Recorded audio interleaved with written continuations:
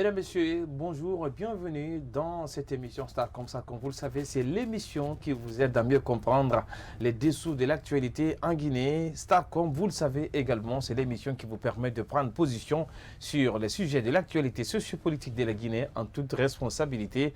Mais aussi, cette émission, comme vous le savez, est le passage obligé de ceux et celles qui font cette actualité guinéenne. Au menu de ce numéro de Starcom, nous parlons de la crise post-électorale en Guinée. Plusieurs acteurs politiques et de la société civile guinéenne sont activement recherchés par la justice guinéenne. Il faut dire qu'en exécution d'une commission rogatoire, notamment émise par les autorités judiciaires, plusieurs hauts responsables du parti de l'Union des forces démocratiques de Guinée, l'UFDG, de l'ancien Premier ministre Cellou Dalein Diallo, mais aussi des activistes sont actuellement activement recherchés.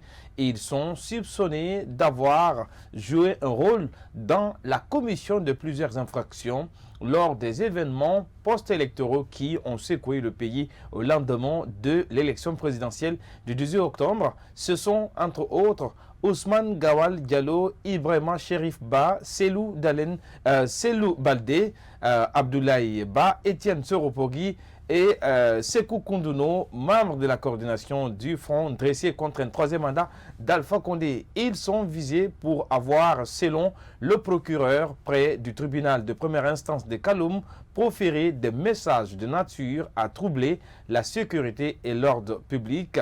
Dans sa déclaration faite ce mardi 10 novembre 2020, Sidi Suleiman Ndiaye annonce que déjà 78 personnes ont été présentés au juge d'instruction et plusieurs objets ont été saisis, dont des armes de guerre. On en parle dans ce numéro de Starcom. Une fois encore, bienvenue.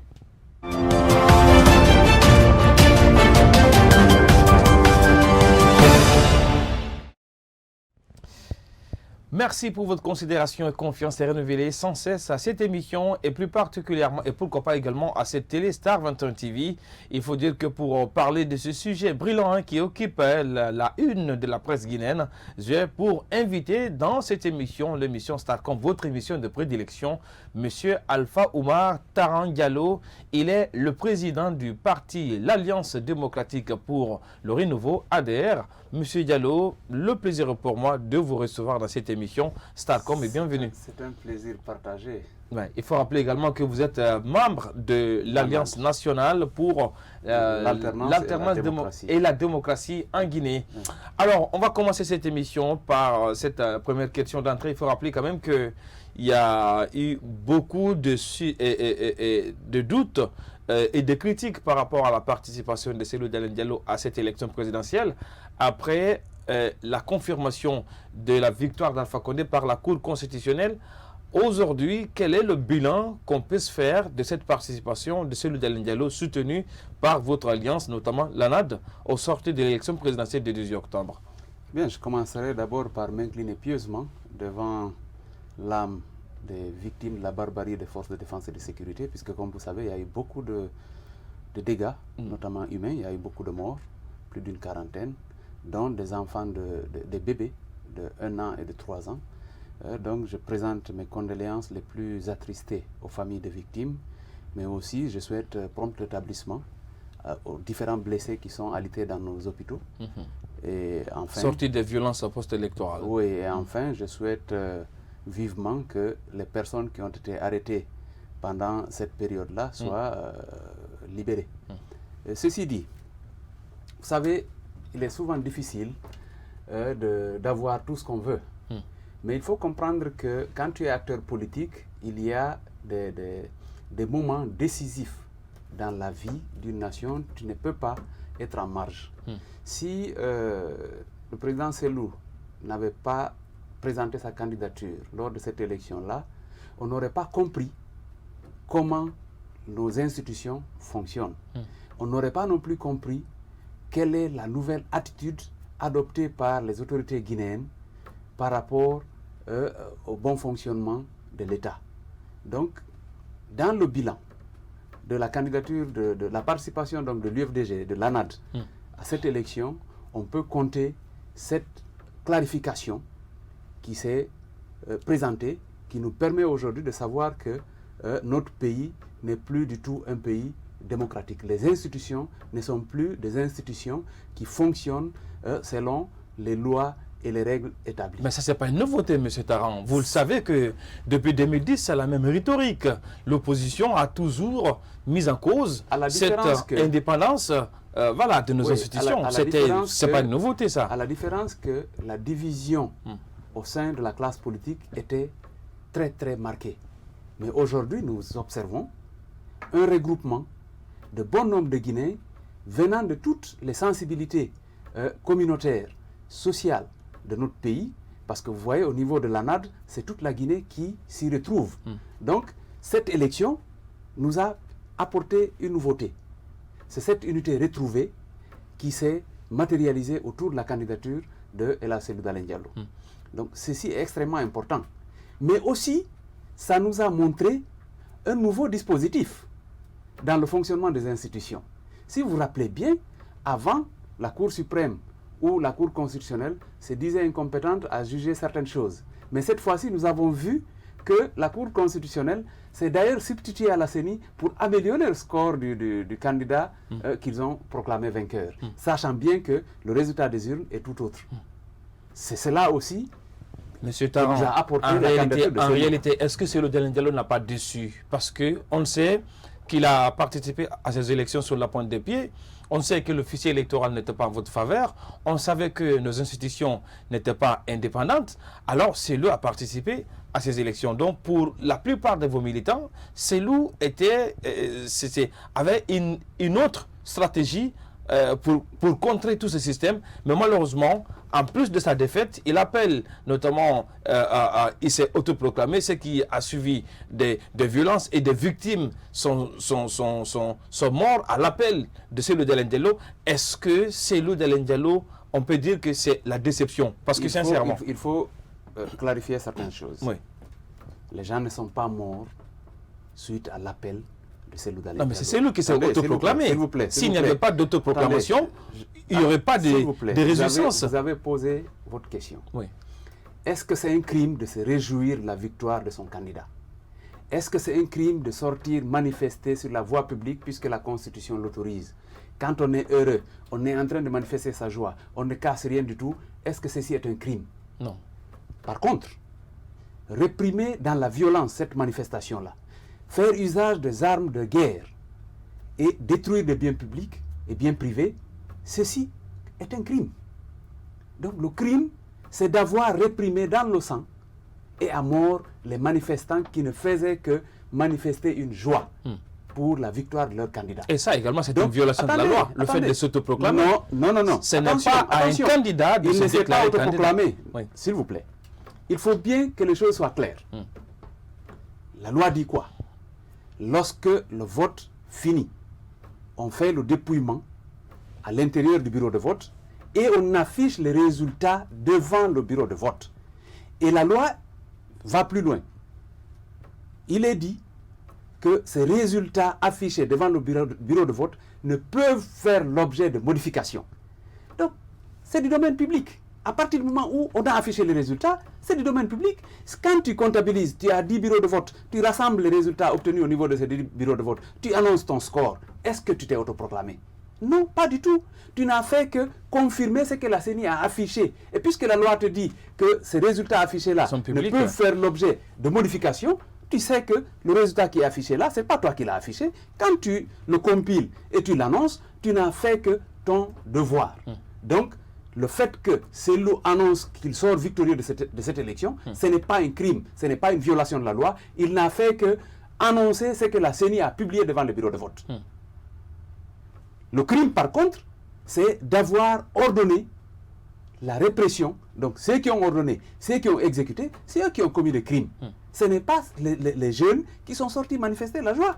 Alors est-ce qu'on peut parler de naïveté politique de Cellou Dalein Diallo? Parce qu'on le sait, il a refusé de participer au double scrutin controversé du 22 mars parce que tout simplement les conditions de transparence n'étaient pas réunies. Il y a également pour cette élection présidentielle certains collègues notamment de l'UFDG au sein de l'opposition n'ont pas participé parce qu'ils savaient pertinemment qu'aucune condition de transparence et d'équitabilité de ces élections n'était réunie. Cellou Dalein Diallo a accepté de participer à cette élection en confirmant, en validant de facto la candidature d'Alpha Condé et voilà, pour s'attendre après du miracle. Ça, quand même, ça a été une grosse bourde de la part de... On est en train de faire un mauvais procès à un démocrate convaincu. Les contextes ont changé. Le 22 mars et le 18 octobre, ce n'est pas le même contexte. Et la réelle politique voudrait que quand le contexte change, tu adaptes ta stratégie en fonction. Stratégie de combat. Le combat change. Dès que le contexte change, tu es obligé de t'adapter. Quand tu ne t'adaptes pas, tu meurs politiquement. Le 22 mars, on partait pour des élections législatives controversées, bien entendu, mais aussi pour un scrutin, un référendum pour une nouvelle constitution. Mais pour le 18 octobre, à partir du moment où les institutions de la République ont validé la candidature de M. Alpha Condé, ce n'est plus un parti politique de l'opposition qui, en allant à ces élections, qui valide sa candidature. Par contre, quand tu t'opposes au troisième mandat, tu es obligé d'adapter ta stratégie à celle au contexte qui prévaut. Donc, du moment qu'il est candidat, il fallait rassembler le maximum de Guinéens pour lui barrer les routes devant les urnes. C'est ce que Cellou a fait et c'est ce qu'il a réussi. Parce que, retenez-vous bien, au niveau de l'ANAD, vous avez plus d'une quarantaine de partis politiques et plus de 500 associations et mouvements qui représentent toute la Guinée. Pour preuve, lors de la campagne, chaque parti politique s'est déployé sur le terrain dans une région donnée. Vous avez vu ce qui s'est passé en forêt, en Haute-Guinée, en Basse-Guinée et au Fouta. Le travail a été vraiment méthodique et très très performant. Vous avez vu le vote massif qui s'est exprimé en faveur du candidat de l'ANAD. Donc c'est l'acquis politique, c'est l'acquis de... Ça, c'est un acquis. L'union de... Tout à fait. Oui. Le rassemblement des partis politiques, alors que nous savions très bien que le milieu politique guinéen était émietté. Mais aujourd'hui, on a un groupe, un ensemble représentatif qui regroupe beaucoup de partis politiques venant de toutes les régions de la Guinée. À part ça, donc on est en train, qu'est-ce que le parti a gagné de restaurer... Qu'est-ce que l'UFDG a gagné? S'il vous plaît, l'UFDG gagne premièrement le fait d'être le leader ou celui qui a conduit le leadership la confirmation à la restauration, oui. s'il vous plaît, à la restauration du tissu social guinéen. Parce qu'il était difficile de rassembler un leader politique venu de la Haute-Guinée, venu de la Forêt, venu de la Basse-Guinée, venu du Fouta, pour qu'ensemble, on regarde vers la même direction. L'UFDG, avec sa candidature, donc avec la candidature de Cellou Dalein, ont réussi à nous amener, à nous rassembler autour d'un programme, autour d'un projet, dont le slogan était « Unir et servir ». Donc, on a au moins réussi l'unité et on s'est mis au service de la nation. Maintenant, l'atmosphère qui prévaut actuellement, c'est autre chose. Alors, si vous permettez, on va aller avec la régie, avec cet élément de reportage, notamment qui illustre un peu la réaction des citoyens à Conakry après l'annonce de la confirmation de la victoire de Professeur Alpha Condé par la Cour constitutionnelle au sortir de l'élection présidentielle du 2 octobre. On suit ça, après on revient. À peine réélu président de la République de Guinée pour un troisième mandat, nombreux sont des citoyens qui s'interrogent sur l'avenir du pays. À Conakry, certains Guinéens ne cachent pas leur satisfaction pour la réélection d'Alpha Condé. Avec le professeur Alpha Condé, presque il a travaillé les 80%. Ce qui reste, c'est 20% pour que le pays soit un pays émergent. Que tous les Guinéens soutiennent le professeur Alpha Condé parce qu'on a vu en lui, c'est quelqu'un qui travaille. Aujourd'hui, il n'y a pas une sous-préfecture ou un district là où il n'a pas fait quelque chose. Parce que ça, au moins, il faut reconnaître. Et c'est visible encore. Lui-même, il l'a dit. Je suis venu au pouvoir, je ne connaissais pas la Guinée. Mon frère qui connaissait et qui pouvait détailler à plus d'un titre, Dieu l'a rappelé, paix à son âme.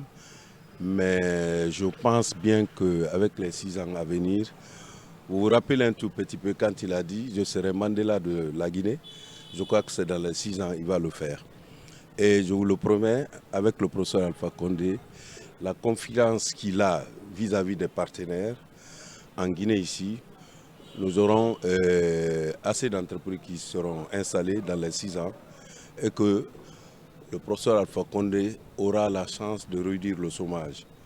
Contrairement à d'autres citoyens non satisfaits du verdict de la Cour constitutionnelle à l'issue de la présidentielle du 18 octobre, Ibrahima Soriba lance un appel aux populations guinéennes à plus de retenue.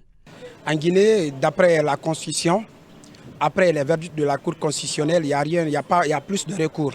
Mais moi, je dirais que le peuple a été vaincu, mais pas convaincu. Parce que voilà, le peuple a fait son choix et la Cour constitutionnelle aussi a validé leur choix. Donc c'est ça.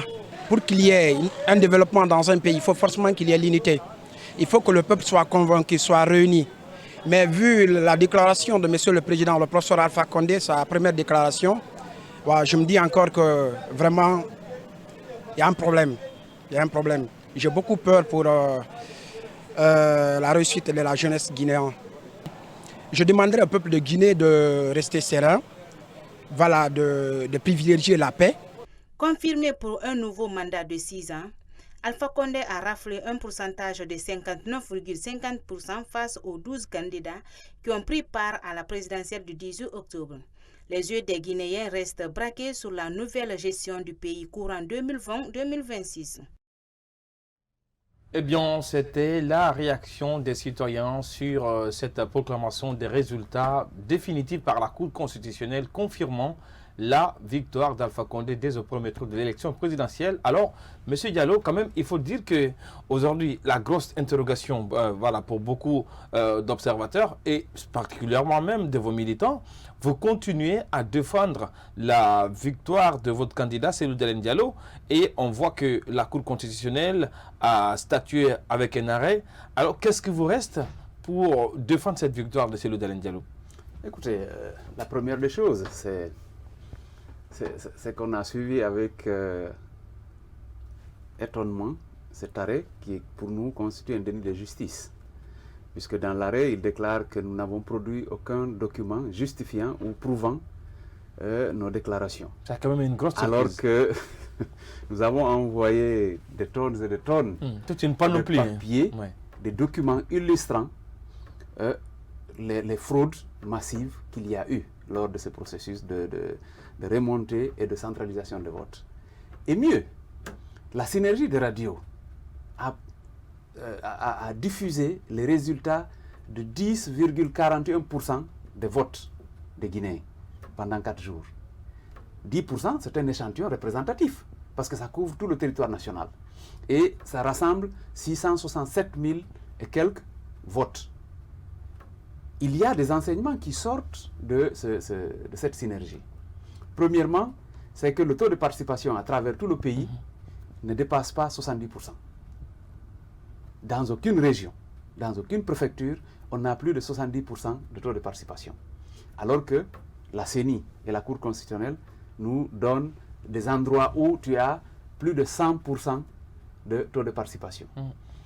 Il y a aussi le fait que cette synergie, les 10%, les 10,49% qui ont été présentés par la synergie de radio comme étant résultat de sortie des bureaux de vote, ça donne plus de 56% à Cellou et moins de 34% à M. Alpha Condé. Bien. Donc, tout ça, c'est des enseignements. En une minute. Ça permet aux citoyens de savoir que Cellou n'a pas eu tort d'aller à ces élections.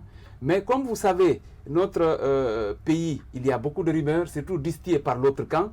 Il s'érige en militant de l'UFDG ou membre de l'ANAD pour critiquer Cellou, pour penser que ça va leur donner de la crédibilité. Bien. Mais ils se trompent. On en parle, bien évidemment, parce que c'est la position de M. Alpha Omar Taran Diallo. Cellou n'a pas eu tort de participer à cette élection présidentielle. Alors, nous, on marque une courte pause. On revient après dans cette émission pour poursuivre Starcom, consacré essentiellement à ces mandats d'arrêt adressés à ses responsables, notamment de l'UFDG et pourquoi pas de la société civile et plus particulièrement du Front national pour la défense de la Constitution.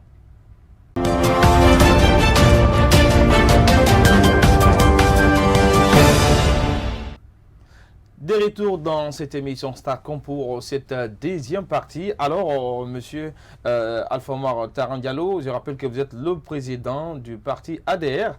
Alors, il y a cette dernière information que vient notamment, qui a été publiée hier, c'est cette décision de l'ANAD en ce qui concerne la suspension des manifestations de l'opposition par rapport justement à la défense de cette victoire de Cellou Dalein Diallo. Alors, qu'est-ce qui pourrait expliquer cette démarche de l'ANAD en termes de suspension de vos manifestations? Comme je vous le disais tantôt, quand un acteur politique est cohérent et pragmatique, il adapte sa stratégie au contexte. Les citoyens se sont mobilisés massivement pendant la campagne. Ça a réduit les activités économiques. Ils se sont mobilisés lors du vote et après. On ne peut pas continuer à priver les citoyens d'aller travailler parce que nous sommes soucieux de leur bien-être. Il faut nécessairement qu'on leur permette de vaquer à leurs occupations. Il y a la rentrée scolaire qui se prépare. Il faut permettre aux parents d'élèves de préparer cette rentrée sereinement. C'est pour cette raison qu'à l'ANAD, nous avons pris la décision de suspendre toutes les activités appelant à des manifestations. Monsieur Diallo. Et ceci pour la simple raison que il faudrait bien qu'il y ait un camp qui se préoccupe du bien-être. Et nous nous sommes préoccupés pour le bien-être de la population. C'est pour cette raison que nous avons appelé à l'arrêt pour le moment des manifestations. Nous sommes en train de mener un autre travail que nous mettrons à la disposition du public au moment venu. Alors quand même pour certains, voilà, pour nous observateurs de la chose politique, on peut quand même avoir assez d'interrogations par rapport à cette sortie de l'ANAD. Je rappelle que vous avez appelé lundi dernier à une journée ville morte qui a été presque ignorée par la majorité des Guinéens dans la capitale Conakry. Est-ce que la suspension de vos manifestations n'est pas symptomatique d'une certaine manque de stratégie aujourd'hui au sein de l'ENANT, ce qui donne l'impression de patauger dans ces stratégies? Non, pas du tout. Nous ne manquons pas de stratégie. La diversité qu'il y a au sein de l'ANAD fait qu'il y a beaucoup d'idées, beaucoup d'intelligence regroupée. Vous verrez, comme je l'ai dit tantôt, nous sommes en train de travailler.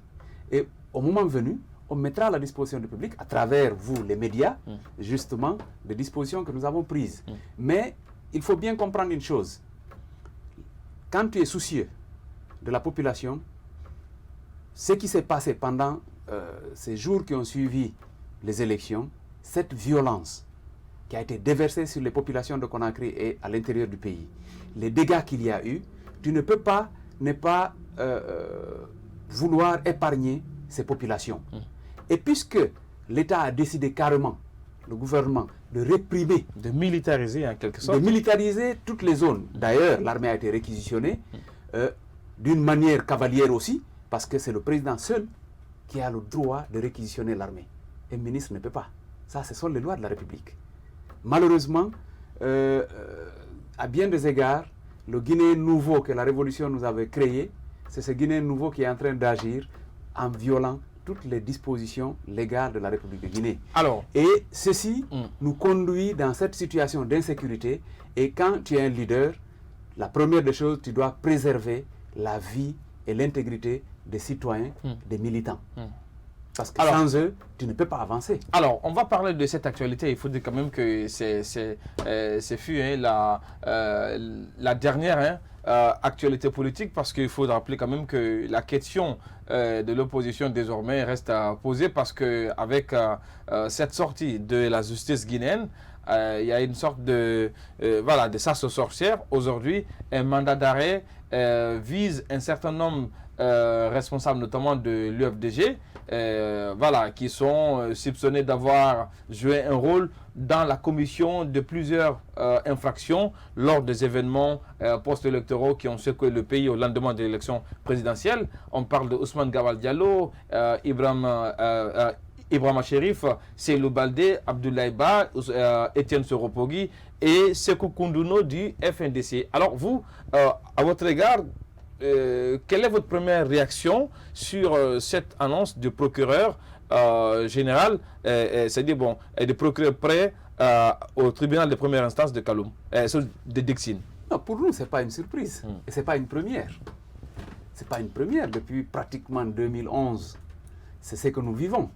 Soit des arrestations arbitraires, des kidnappings ou des meurtres d'opposants ou de manifestants.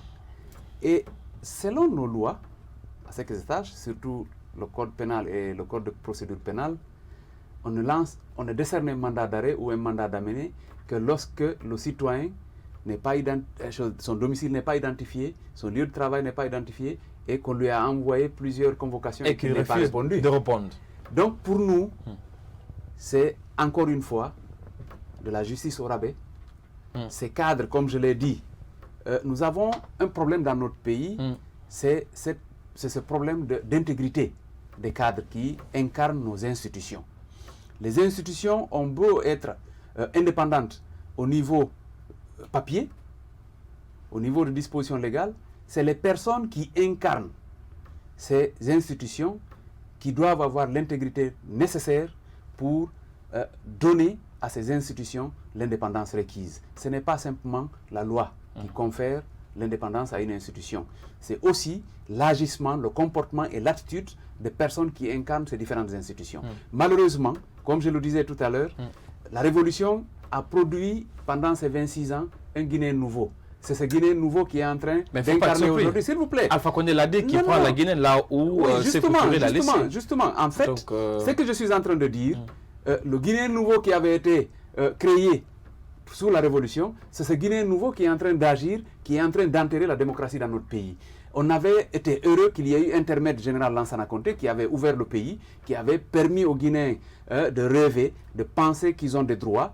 Et cette génération qui est née sous la Deuxième République, c'est cette génération qui est en train de se battre aujourd'hui pour le respect des droits et des libertés fondamentales.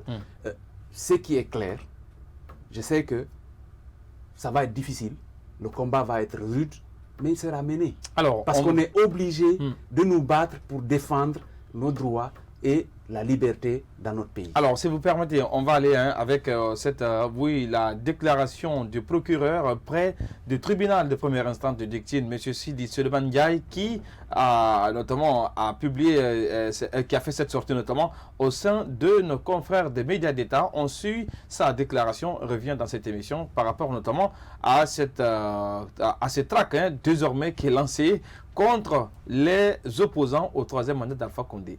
Dans le strict respect des règles de procédure, l'exécution de la commission rogatoire, en recherchant activement certaines personnes, dont Ousmane Gawal Diallo, Mamadou Selou Balde, Chérif Ba, Abdoulaye Ba, Etienne Soropogui, Sekou Koundonou, qui ont proféré des menaces de nature à troubler la sécurité et l'ordre public.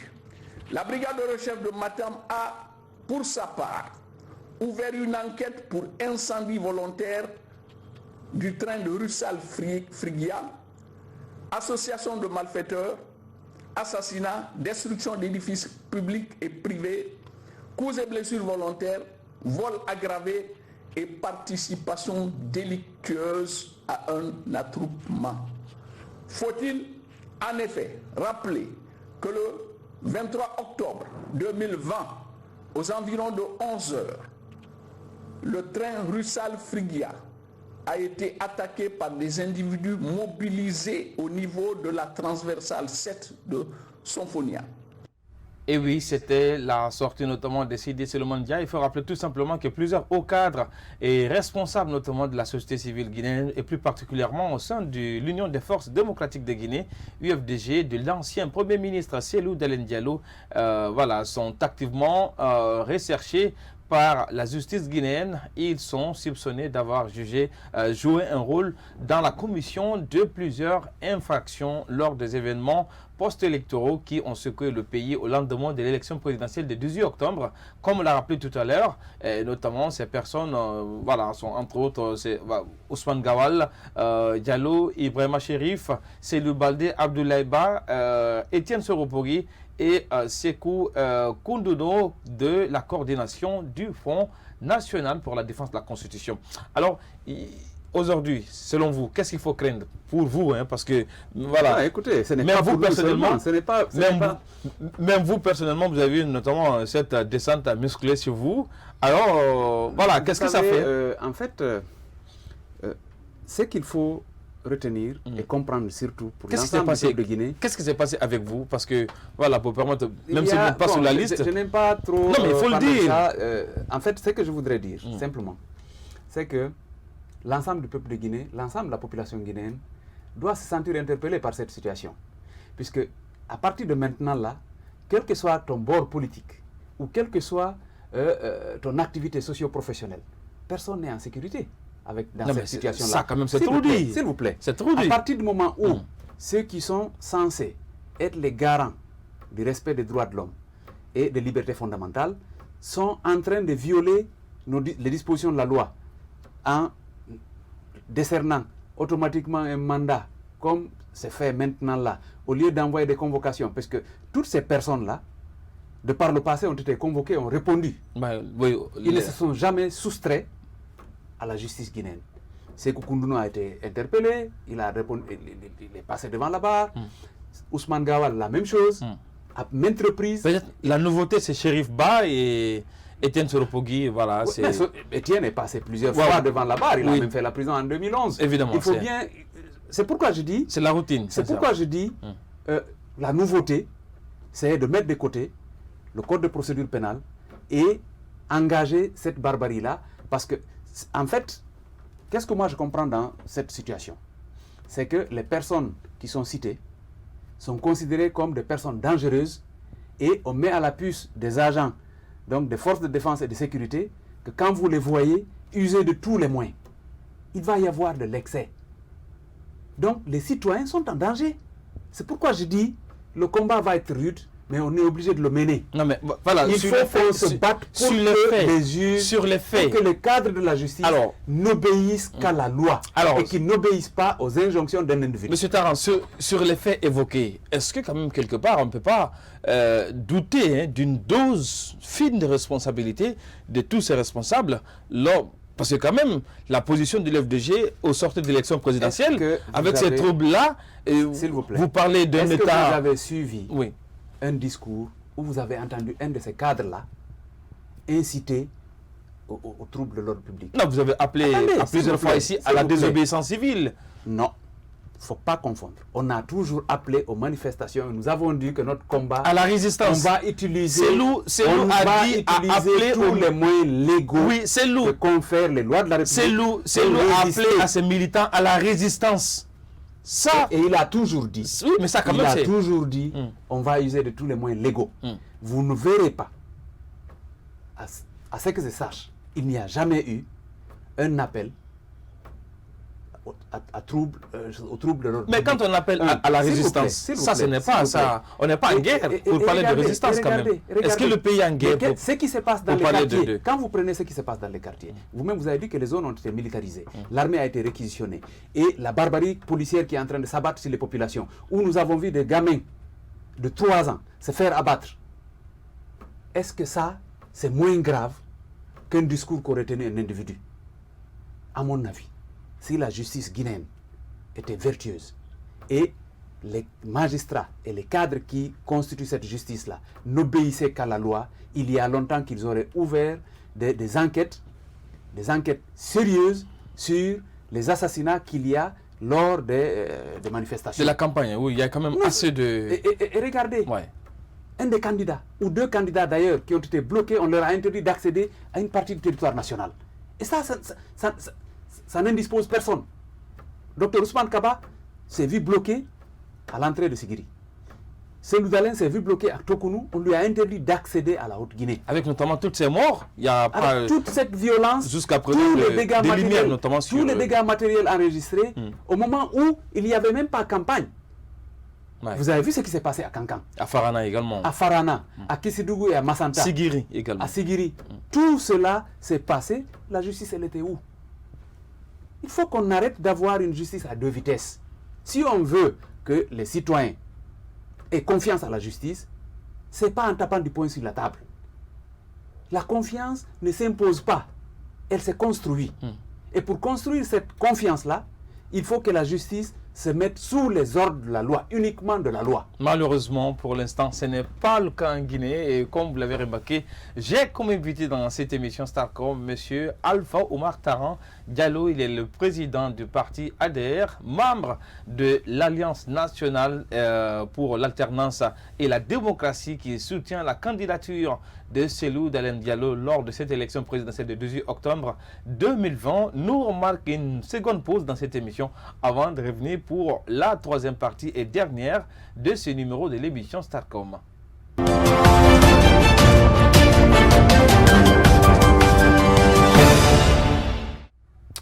Eh bien, merci pour votre constance et considération renouvelée sans cesse à cette télé et plus particulièrement à cette émission Starcom pour la troisième partie et dernière de ce numéro de l'émission Starcom qui reçoit pour vous aujourd'hui M. Alpha Oumar Taran Diallo. Il est le président du parti ADR, membre de l'Alliance nationale pour l'alternance et de la démocratie qui soutenait la candidature de Cellou Dalein Diallo à l'élection présidentielle du 18 octobre 2020. Alors, désormais, on va nous intéresser notamment à ce nouveau mandat consécutif du professeur Alpha Condé au sortir de l'élection présidentielle, comme, même si vous ne reconnaissez pas sa victoire, mais pour l'instant, la Cour constitutionnelle a confirmé. Alors, il y a quand même cette première sortie d'Alpha Condé et une sortie après l'annonce de cette confirmation de sa victoire, voilà, dans laquelle il n'est pas tendre avec notamment ses opposants. Il menace d'ouvrir une opération de chasse, notamment par rapport aux biens de l'État que détiendraient certains membres de l'opposition. On a entendu également cette sortie de Kassori Fofana lors de cet événement du RPZ Arc-en-Ciel pour magnifier la victoire de leur candidat, qui disait que désormais il y aura une sorte de chasse aux sorcières. Alors, vous, en tant qu'opposant, qu'est-ce que ça vous inspire, toutes ces sorties? Comme je l'ai dit tantôt, pour nous, tout ce qui est en train de se passer, ce n'est pas une surprise, ce n'est pas une nouveauté. Les discours ont toujours été les mêmes discours de haine, menaces. Ce n'est pas surprenant. C'est pour cette raison que nous sommes dans cette situation d'insécurité, de manque de développement, manque d'infrastructures. Si le gouvernement était préoccupé pour le bien-être des Guinéens, ils n'auraient pas eu à nous imposer quoi que ce soit. Ils auraient travaillé et les gens se seraient reconnus dans ça. Mais quand quelqu'un prône l'unicité d'idées, qu'il y ait une seule idée, quelle que soit la luminosité de cette idée-là, elle ne peut pas faire avancer un pays. C'est la diversité qui amène le développement. Il faut qu'il y ait des contradictions constructives pour qu'on avance. Mais quand on profère des menaces, on veut user de la force, on ne peut pas convaincre les gens, on ne peut pas convaincre les citoyens. On ne peut pas réunir les gens, unir les gens et les mettre au travail. Pour mettre les gens au travail, il faut soi-même d'abord être respectueux de la loi, faire prévaloir les lois de la République et appeler à l'unité. Donc pour nous, ce qu'on a vécu de 2010 à maintenant là, le fait qu'on nous impose un autre mandat, va continuer. C'est cette situation-là qui va continuer. Mais quand même, il y a Alpha Condé. Oui. S'il vous plaît. Allez-y. Voyez l'état de l'économie de notre pays, la situation dans laquelle nous nous trouvons. Vous pensez qu'en agissant de cette façon, on peut améliorer l'économie guinéenne? Pas du tout. L'état de nos infrastructures, la situation sécuritaire du pays, l'état de nos écoles, l'état du secteur sanitaire. Vous pensez que c'est en menaçant, en insultant les gens qu'on va régler ces problèmes? Non, mais c'est conscient de tout cela qu'Alpha Condé a tendu la main à l'opposition parce que il a avec le discours qu'il a tenu. Oui, mais c'est. Vous voyez là-bas une main tendue? Il manie le bâton et la carotte. C'est à vous de choisir. Moi, je ne vois que Gourdin.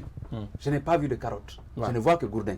Et mieux, quand il dit qu'ils vont s'attaquer aux biens acquis par certains trucs, c'est bien. Mais ils n'ont qu'à nous publier l'état de leurs biens. Aujourd'hui, nous voyons l'enrichissement insolent des cadres du RPG, des ministres qui sont en fonction à travers le pays. Toutes ces constructions qu'ils font, les édifices qu'ils ont eu à construire à travers la Guinée, ce n'est pas des aiguilles qu'on peut cacher, c'est visible, les réalisations de chacun d'eux. Et nous étions tous là, nous connaissons chacun Comme diraient les Ivoiriens, chacun dans son chacun.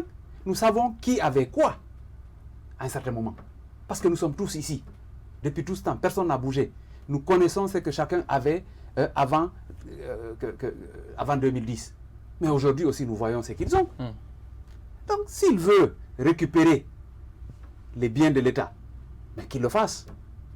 Mais dans ces conditions, qu'il commence par sa maison. Ouais. Alors, il y a parlant de cette réélection d'Alpha Condé, même si je rappelle que sa victoire n'est pas reconnue par vous, membres de l'ANAD, c'est vrai, il y avait un défi de reconnaissance sur le plan international par rapport à cette élection d'Alpha Condé, mais on a vu quand même qu'il y a eu une certaine flopée d'adresses de félicitations. C'est vrai, ce n'est pas des pays auxquels on pouvait s'attendre, notamment la France, l'Union européenne et les États-Unis, mais quand même, il y a la Chine, qui est le président chinois qui a félicité Alpha Condé. Il y a également la Palestine, la Turquie et certains États africains. Est-ce que ce n'est pas une sorte de claque aujourd'hui à l'opposition qui pensait remettre en cause la crédibilité non, de scrutin sur tout? Pas du tout. Parce que pour nous, quand vous regardez ces différents pays qui se sont exprimés, évaluez l'état de la démocratie dans ces pays-là, l'état des droits de l'homme, la nature même de gouvernement qui s'y trouve, vous comprendrez aisément que ça ne pouvait être autrement. Prenez des pays véritablement démocratiques où la volonté populaire est prise en compte et dites-moi quel est parmi ces pays qui se sont empressés de lui adresser ses félicitations. Vous ne verrez pas. Quelle est l'institution au niveau mondial, quelle est l'organisation au niveau mondial qui se bat pour la défense des droits de l'homme, qui se bat pour l'installation de la démocratie dans le monde? Quelle est cette institution qui s'est empressée de le féliciter? Pour nous, d'ailleurs, ceci n'est pas extrêmement important. Ce qui est important, c'est ce que vit au quotidien le Guinéen. Ce que nous subissons en désagrément, ce que nous vivons en difficulté au quotidien, je pense que cela est plus important que ce que un pays où une dictature est installée de longue date apporterait comme soutien. Ce n'est pas ce qui est important. Nous connaissons comment la Chine a toujours fonctionné. Alors, on va aller à présent, parce qu'il faut rappeler qu'avec cette élection présidentielle, il y a le débat qui, aujourd'hui, la participation de l'opposition en rang dispersé à cette élection présidentielle suscite le débat par rapport à l'unité de l'opposition pour le futur. On a vu cet appel de l'ANAD par rapport à cette journée ville morte qui n'a pas été dans son entièreté suivi. Alors, on va aller avec cet élément de reportage qui est notamment consacré à cette journée ville morte, à l'appel de l'ANAD et de l'UFDG. Après, on revient pour nous poser la question sur la grande nécessité aujourd'hui que l'opposition guinéenne a par rapport à son unification et quelle devrait être l'action à suivre en ce qui concerne notamment cette opposition pour resserrer les rangs en ce qui concerne la suite du combat. On suit ça, mais ça sera juste après ces éléments de reportage sur la journée ville morte. Si on observait auparavant une paralysie totale suite à l'appel de la manifestation de l'opposition, c'est tout à fait le contraire pour cette fois-ci. Ce lundi 9 octobre, sur l'axe Le Prince, une zone réputée des manifestations politiques n'a pas suivi le mot d'ordre lancé par Cellou Dalein Diallo. Bien que des magasins et des boutiques sont restés fermés, mais la circulation était effective, de Bambeto en passant par Koloma jusqu'à Koza. Bon, écoutez, moi, ça ne m'étonne pas que les gens sortent, parce que la raison est simple. Depuis une décennie, pratiquement, nous sommes dans le même système, on est en train de mener la même stratégie de lutte, pratiquement qui n'a pas donné grand-chose. Donc, je pense que le moment n'était pas opportun pour qu'on appelle à une journée de ville morte, dans la mesure où les gens sont en train de pleurer leur mort au lendemain de ces résultats des élections par la CENI. Et en même temps, il y a beaucoup de gens qui sont arrêtés. Aujourd'hui, ils se battent pour libérer ses parents. Il y a la pauvreté que le gouvernement a imposée aux Guinéens. pour qu'ils ne puissent pas manifester. Donc il fallait regarder tout cela et regarder le climat actuel avant d'appeler à une journée ville morte. Suite aux violences meurtrières et des dégâts matériels importants enregistrés en Guinée en cette période de crise post-électorale, le président de la PJDD invite les parties prenantes à plus de responsabilités pour le maintien de la quiétude sociale. Bon, moi, mon dernier message à lancer à l'endroit du peuple de Guinée, c'est quoi? C'est de rappeler que toutes les, disons, tous les partis politiques de notre pays, tous se battent pour la Guinée. Mais les deux qui se battent pour la Guinée, RPG et IFDG, ils ont le dénominateur commun, le G. Donc IFDG, c'est Guinée, RPG aussi, c'est Guinée. Alors à partir du moment où ils partagent ça, il ne faut pas que les citoyens acceptent de tomber dans l'ethnostratégie ou d'amener le débat dans une situation ethnique. Alors moi, je l'invite en tant que président, garant de la sécurité de tous les Guinéens, garant de l'unité nationale et de la paix, de tenir des discours rassembleurs, de rassembler tous les Guinéens, comme pour dire il n'y a pas deux Guinées, il n'y a qu'une seule Guinée. Et cette Guinée-là, le seul président pour l'instant, c'est le président Alpha Condé, et c'est lui qui doit rassembler les Guinéens afin que nous sortions de cette situation de crise qui ne fait que perdurer depuis plusieurs années. Cet appel du candidat malheureux, Cellou Dalein Diallo, de manifester contre la confirmation des résultats du scrutin du 18 octobre dernier donné par la Cour constitutionnelle, n'est pas tombé dans de bonnes oreilles, contrairement aux précédentes lancées par l'opposition. Et oui, c'était le moment de reportage consacré à cette journée ville morte à l'appel de l'opposition réunie au sein de l'ANAD qui soutient la candidature de Cellou Dalein Diallo. Alors, M. Taran, aujourd'hui, il y a quand même cette évidence. C'est vrai que sur la question de la participation à l'élection présidentielle, il y a eu une certaine scission au sein de l'opposition. Certains leaders n'ont pas accepté de participer, pendant que d'autres, à l'image de Cellou Dalein Diallo, ont participé aux sorties de ces élections. Alors, quelle devrait être la nécessité qui prévaut au sein de cette opposition pour poursuivre le combat pour l'alternance politique en Guinée? Bien, la première des choses, c'est de capitaliser sur l'amorce d'unité au sein de l'opposition guinéenne. Il faut reconnaître que Cellou a réussi quelque chose d'inédit et d'extraordinaire. C'est de réunir autour de lui tous ces leaders politiques, tous ces différents partis politiques venus de toute la Guinée. Que certains diront qu'ils n'ont pas assez de poids comparativement à ceux qui n'ont pas participé. Attention, Sidi Touré, attendez, Dr Fayami Limono. Laissez tomber ça. Ça, c'est des histoires. Tous les partis politiques se valent sur le papier. Ouais. C'est sur le terrain qu'on reconnaît le parti le plus important. Et aujourd'hui, selon la nouvelle configuration, le bloc l'ANAD représente la majorité des Guinéens. Et nous avons vu sur le terrain, parce que chaque leader est allé dans une zone battre campagne. Nous avons vu la mobilisation que chacun a réussi à mener là où il est allé. C'est cela la vérité. C'est cela la vérité des urnes. Le résultat que celui-là a obtenu, c'est le résultat de tous ces différents leaders regroupés au sein de l'ANAD. Ce n'est pas seulement un acquis de l'FDG. Tout à fait. C'est un acquis de l'ensemble des partis qui sont au sein de l'ANAD. Ceux qui ne sont pas allés aux élections, c'est leur droit. Nous ne critiquons pas leur position. Mais il faut reconnaître une chose. Cette élection nous a permis d'avoir au moins un début d'unité au sein de l'opposition guinéenne. Nous devons capitaliser sur ça et renforcer cette unité. D'ailleurs, si vous avez remarqué, les candidats les plus importants lors de cette élection-là sont ensemble. Vous avez vu Cellou, Maître Kabele, Traoré, Dr Makale, la NGS. Monsieur Abessila, sont tous unanimes que, en dehors de Dr Makale, les autres là reconnaissent carrément que c'est Cellou qui a gagné cette élection. Et ils sont en train de travailler la main dans la main. Ça veut dire quoi? Que cette unité amorcée par la candidature de Cellou est en train de se renforcer en rapprochant des partis comme le RGD, comme la NGR, qui ne sont pas de moindres partis politiques, qui sont de grands partis et qui ont en leur sein des cadres extrêmement compétents et qui tiennent à cœur le bonheur de la Guinée. Donc si tout ceci se regroupe, c'est que nous avons obtenu cette unité qu'on a recherchée depuis 1993. Parce que depuis l'entrée de la Guinée dans le multipartisme intégral, on avait toujours dit que le milieu politique est émietté, c'est des micro-partis que nous avons, mais aujourd'hui nous sommes en train de construire des grands ensembles. Il faudrait qu'on reconnaisse au moins que cela est l'œuvre de l'ensemble des gens qui se sont retrouvés pour soutenir la candidature de Cellou.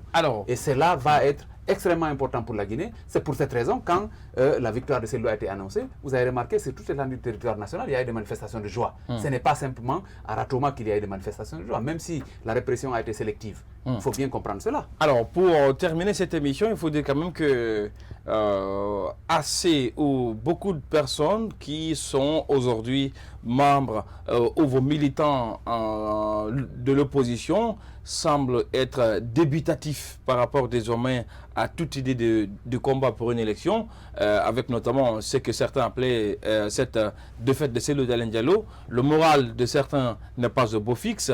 Alors, quel est le message que vous avez aujourd'hui à lancer à l'endroit de ces militants de l'opposition, mais également à l'ensemble du peuple de Guinée qui amorce une nouvelle mandature, même si voilà, ce nouveau mandat semble être contesté par l'opposition? Vous savez, c'est tout à fait normal que des citoyens soient dessus. Ouais. Quand tu as placé ta confiance en des institutions républicaines et que ces institutions ne te reconnaissent pas le droit d'avoir ton avis, tu es déçu. Mais malgré cela, c'est là que nous devons redoubler d'ardeur. Nous devons nous remobiliser. Nous devons considérer que c'est une étape qui est franchie. Il y a d'autres étapes qu'il faut franchir pour le bonheur du peuple de Guinée. Nous devons tous nous battre. Et surtout, nous devons éviter de nous tromper d'adversaires. C'est-à-dire? Il faut comprendre que le combat que nous menons, c'est un combat pour la démocratie et le respect des libertés. Ce combat, il est unique, il est dans un seul sens. Nous devons faire face aux dirigeants du pays pour exiger d'eux le respect de nos droits. Quand on s'exprime, quand on envoie notre vote pour un candidat, que ce vote soit comptabilisé pour ce candidat. C'est cela le sens de notre combat. Ouais. Nous devons tous les Guinéens, où qu'ils se trouvent, nous devons tous nous lever pour nous battre pour le respect de la loi dans notre pays. Et ce respect doit commencer par les dirigeants. Parce que ce sont eux, c'est en leurs mains qu'on a regroupé les moyens de l'État. Notre économie, nos ressources, on leur a donné pour qu'ils créent des conditions de vie décentes pour notre pays. Et des conditions de vie décentes commencent par la liberté d'expression. Et c'est là que j'interpelle d'ailleurs les médias pour que les médias comprennent que ce combat-là, il est aussi leur combat. Puisque si on muselle ou on empêche les droits et les libertés de s'exprimer, les premières victimes seront les journalistes. Ouais, bien, nous arrivons à la fin de cette émission, Monsieur Alpha Taran Diallo. Tout le plaisir a été pour moi de vous recevoir dans cette émission Starcom. J'espère que ça ne sera pas non plus la dernière de votre participation dans cette émission. Bien entendu, c'est mon espoir aussi. J'avoue que vous faites un bon travail et la qualité de vos émissions ne sont plus à démontrer, et c'est fait un plaisir d'être votre invité, et encore une fois je salue vos téléspectateurs. Merci, et également merci à vous aimables téléspectateurs, vous qui avez pris votre précieux temps pour me suivre dans cette émission et dans ces numéros. On espère tout simplement que cette émission vous a aidé à mieux comprendre l'actualité sociopolitique de la Guinée. Ceci pour vous permettre de prendre position sur ces sujets de l'actualité en toute responsabilité. Il ne me reste qu'à vous dire merci pour votre aimable attention. On se reprend dans cette émission avec d'autres acteurs de la vie sociopolitique de la Guinée. Au revoir.